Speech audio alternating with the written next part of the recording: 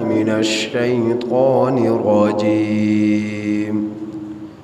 بسم الله الرحمن الرحيم.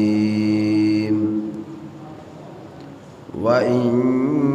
يريدوا خيانتك فقد خانوا الله من قبل فأمكن منهم والله عليم حکیم۔ یہ سورۃ الانفال کی آیت نمبر 71 آپ حضرات کے سامنے تلاوت ہوئی۔ اس آیت کریمہ کا ترجمہ یہ ہے وَإِن يُرِيدُوا خِيَانَتَكَ، اگر یہ لوگ ارادہ کریں خیانتک، آپ صلی اللہ علیہ وسلم کے ساتھ خیانت کرنے کا، فقد خانوا اللہ، سو تحقیق ان لوگوں نے خیانت کی اللہ سے، من قبل، اس سے پہلے، فَأَمْكَنَ مِنْهُمْ، سو اللہ تعالیٰ نے آپ کو ان لوگوں پر قدرت دی، واللہ علیم حکیم، اور اللہ تعالیٰ خوب جاننے والا ہے، حکمت والا ہے۔ مفسرین کی ایک جماعت یہ کہتی ہے کہ عالم ارواح میں کہ جس وقت انسانوں کی ارواح کو اللہ نے پیدا کیا تو میدان عرفات میں معمر النعمان مقام پر اللہ رب العزت نے تمام ارواح کو جمع فرمایا، اور جمع فرما لینے کے بعد فرمایا الست بربکم، کیا میں تمہارا رب نہیں ہوں؟ تمام ارواح نے، جن میں یہ بنو ہاشم بھی تھے، مشرکین مکہ بھی تھے، اولین آخرین، جتنے بھی انسان آ چکے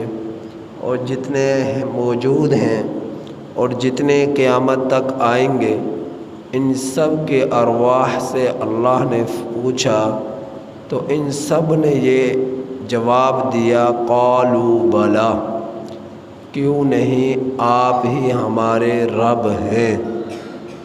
لیکن جس وقت یہ تمام روحیں اپنے اپنے زمانے میں اس عالم وجود میں یعنی اس دنیا میں آئی تو جنہوں نے شرک کیا، کفر کیا، انہوں نے اللہ سے کیے ہوئے عہد کو توڑ ڈالا، جس طرح مشرکین مکہ نے لات، منات، ہبل، عزا وغیرہ کی عبادت کر کر ان کو خدا بنا کر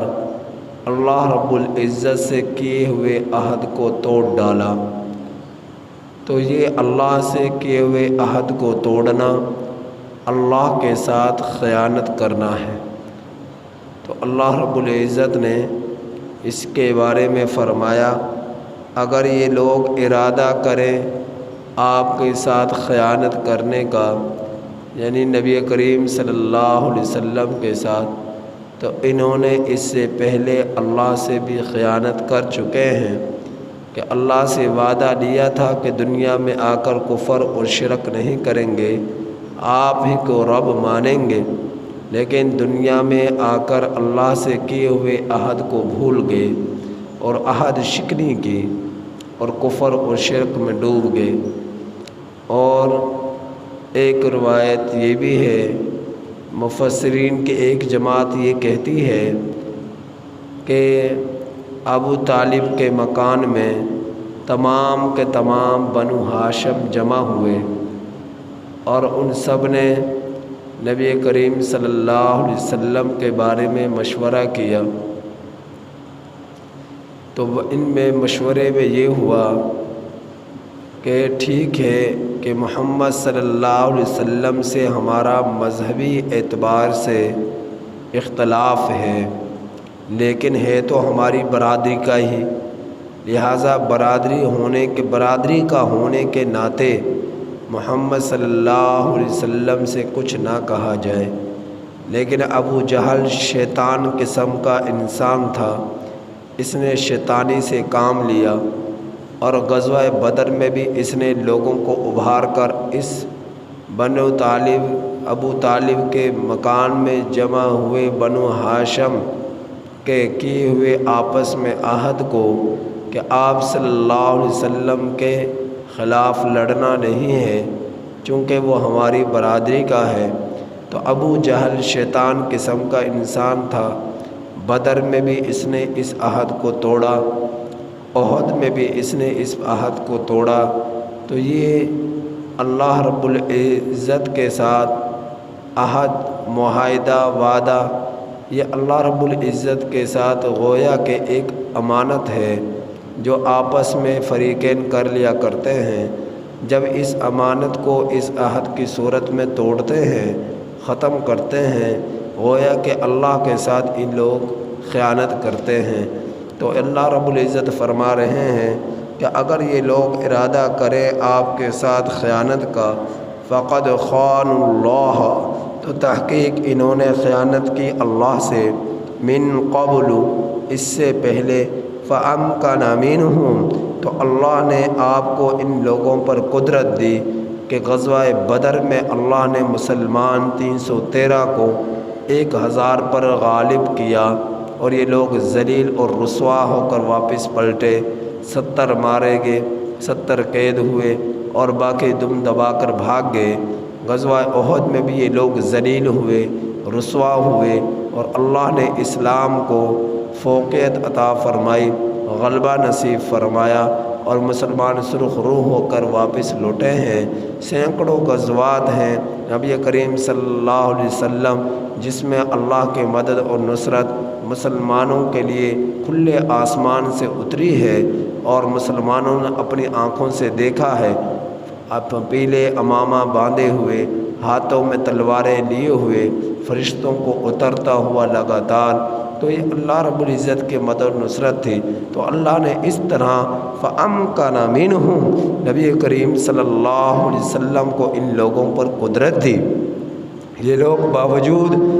سر و سامانی کے عالم میں، قوت کے عالم میں، اسلحہ کے وافر مقدار میں، افرادی قوت کے اعتبار سے اور ٹریننگ کے اعتبار سے تربیت یافتہ تھے، لیکن اس کے باوجود ان بے سر و سامانی کے حالت میں مسلمانوں کے پاس نہ لڑنے کے لیے ہتھیار، نہ اتنی زیادہ لڑنے کے تربیت، اور نہ ہی ساز و سامان کہ جس کے ذریعے آپ اپنی ضروریات پوری کر سکیں اور میدان میں اتر کر دشمنان اسلام سے مقابلہ کر سکیں۔ تو اللہ رب العزت نے ان حالات کے باوجود مسلمانوں کو قدرت دی، ان کافروں پر، مشرکوں پر، بدبختوں پر۔ تو اللہ تعالیٰ فرما رہے ہیں واللہ علیم حکیم، اللہ تعالیٰ خوب جاننے والا ہے، حکمت والا ہے۔ اللہ ہی بہتر جانتا ہے کہ اللہ کی کیا حکمتیں ہیں، اللہ ہی کے علم میں ہے کہ کون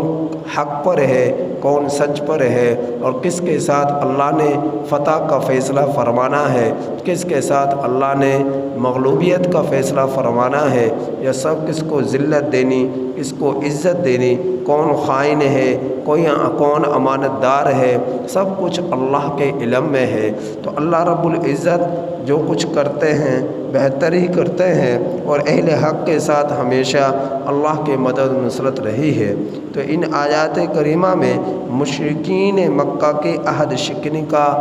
بددیانتی کا، خیانت کا تذکرہ اللہ نے فرمایا کہ یہ آپ کے ساتھ خیانت کریں گے تو آپ سے پہلے،